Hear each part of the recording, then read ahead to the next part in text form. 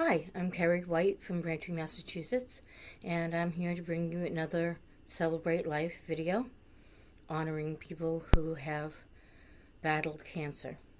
And this video is honoring one of my very best friends in the whole wide world, Debbie Borden Cregg. That's a picture of her from way back when. And this is a picture of us from way back when. Look at us. Look how cute we were! We were so cute. See?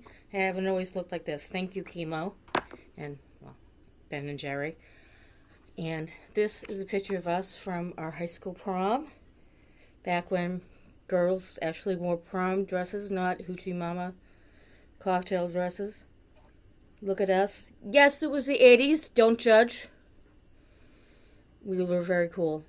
And the person taking the picture said, show us a little leg. And look at that. So Debbie took them literally and showed a little leg. I didn't. I hiked it all the way up to my thigh. Tells you a little something about each of us, doesn't it? But Debbie and I met our senior year of high school at Braintree High. We were both put in a gym class filled with female jocks.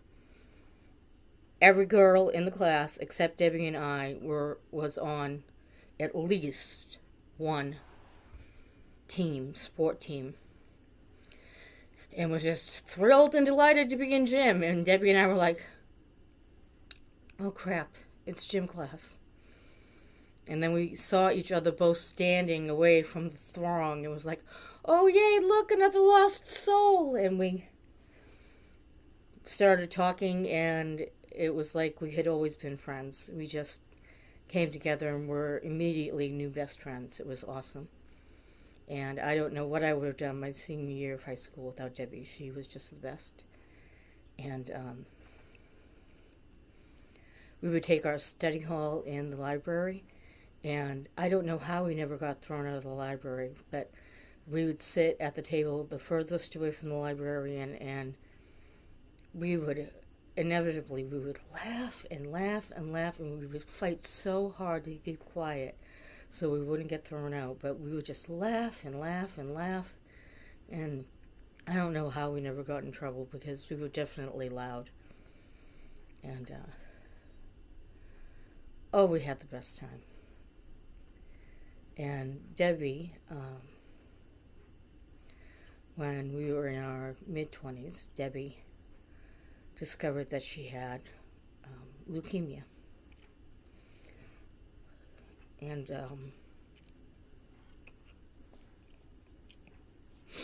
the way she discovered it was because she was pregnant with her third child.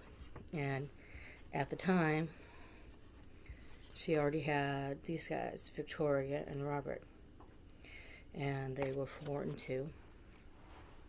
And Debbie was the kind of person who absolutely never went to the doctor unless she was having a baby.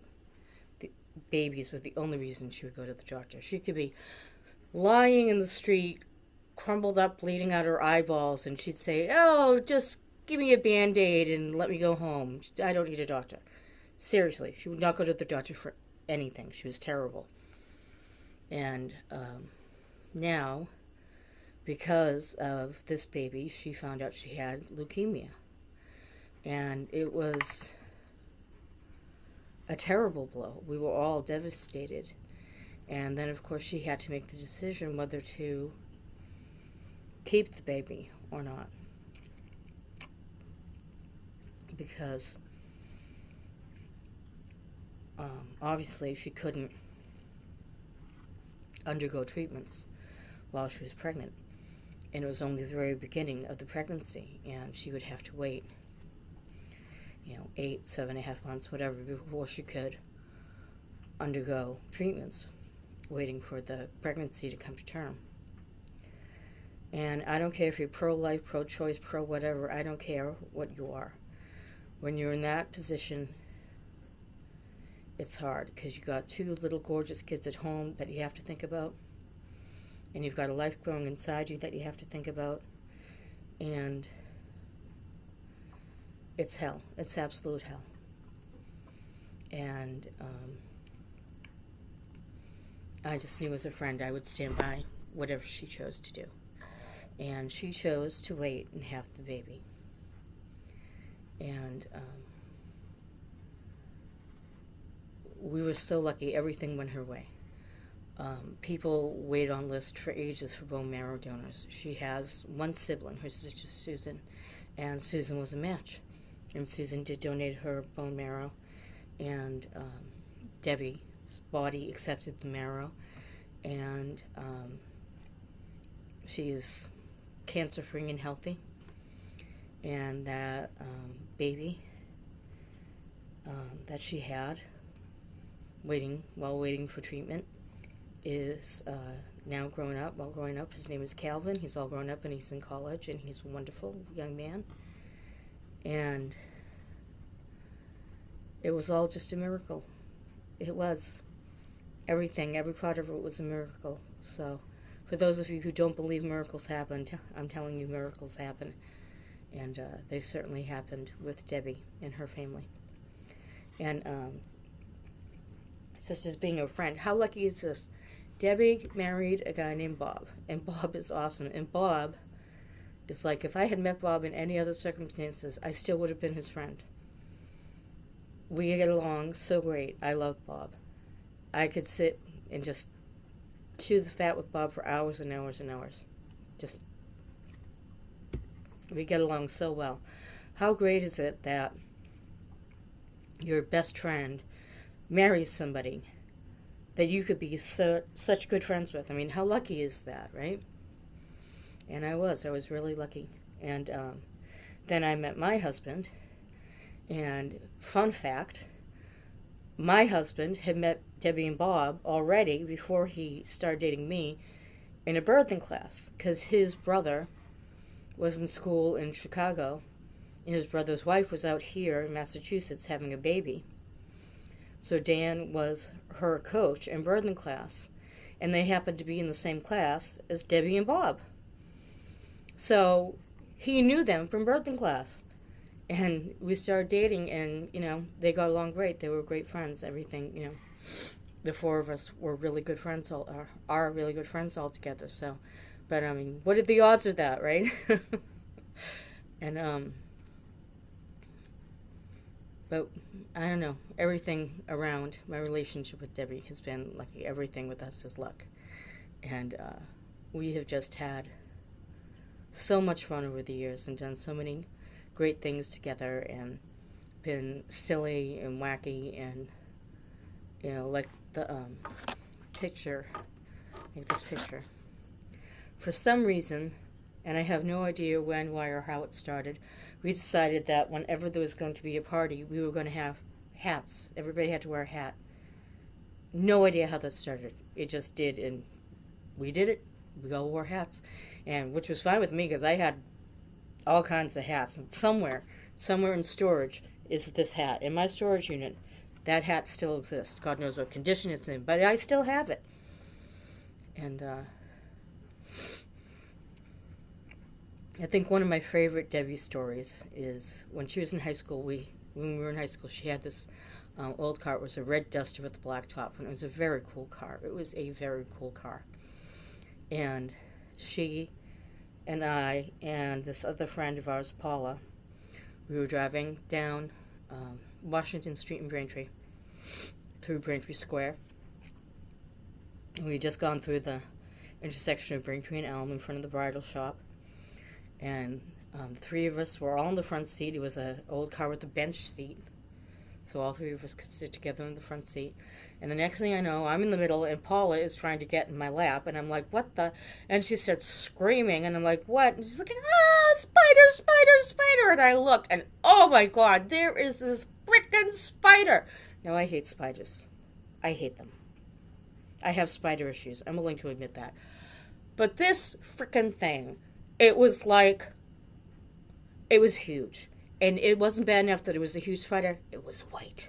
I hate the white spiders. Well, I mean, it's not bad enough we have to have spiders in this world, but the white ones, I mean, they're so gross. It's just so nasty, the white. And this one was huge. It was humongous. It was gargantuan. It cast a shadow. It left footprints. It was huge. Huge. Biggest spider you ever saw. And it wanted to take over the front seat. It had plans. It was moving. It wanted the front seat of the car. So Paul is in my lap. I'm in Debbie's lap. Debbie is squished up against the driver's door. And somehow we're still managing to be driving down Washington Street. The three of us are all screaming, "Ah! Spider! Spider! Spider! Spider! Spider!" And it's a two lanes on each side of the street. And this guy's driving next to us, and he's like, "Oh, for crying out loud, it's just a spider." We're like, "Ah!" We're all screaming like Charles Manson is there, you know? And I swear to God, if we could have figured out how to manage to reach behind and unlock the door and get it open in the position we were in, we probably all would have death rolled out the driver's door and let the spider have the damn car. We were freaking out. I mean, this was like Spider from Hell. You know, when Dante was writing his Inferno, he had never seen a spider like this, or there would have been another level of hell. All right, the spider was like the demon spider from, you know, it was awful. It was awful. And somehow, with the windows down, the wind shifted, and all of a sudden, this big, nasty thing got blown to the edge of the window. So Paula and I dive on top of each other to grab the window crank. Yes, children, that once upon a time, windows had to be cranked up and down. There was no button. And both of us are trying to crank up the window as fast as we can to trap the window on the outside. Secretly, I'm hoping I catch one of the little bastard's legs between the window and the side of the car. And I'm cranking. And we finally get it up there, and we're all like, yeah, it's gone. We got rid of the spider. You know. And, a few seconds after we were relieved, all of a sudden we just burst out laughing because we know how ridiculous we were. We knew we were ridiculous. We knew it. It's not that we didn't know it. It was that the spider was more important than being ridiculous. We had, you gotta have your priorities here, you know? And I'm sorry, but this unholy union between an arachnid and Lucifer was just, there was no way that we were not going to be screaming at this thing. And we laughed so hard all the rest of the afternoon and night. It was one of those things where it was like, "Oh, please don't bring it up again. My side hurts. Please. Oh, my cheeks are, oh, God, please don't bring it up again. Don't bring it up again." And we did. And it just kept coming up, and we kept laughing. And it was like, "Oh, I'm in pain. But we kept laughing, and we couldn't help it. And it was hysterical. And now all we have to do is look at each other and say, "Spider." And that's it. We'll burst into laughter over it, remembering, because it was, really, we were like three of us, like, climbing up on top of each other. And poor Debbie, I don't know how she survived it, being squished up against the driver's door and still made it to drive.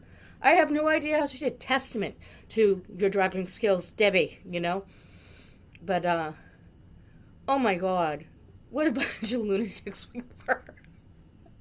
We must have looked like the biggest bunch of whack jobs in that car. 3 teenagers all crowded up behind one steering wheel. 3 of us behind the steering wheel at once in one car.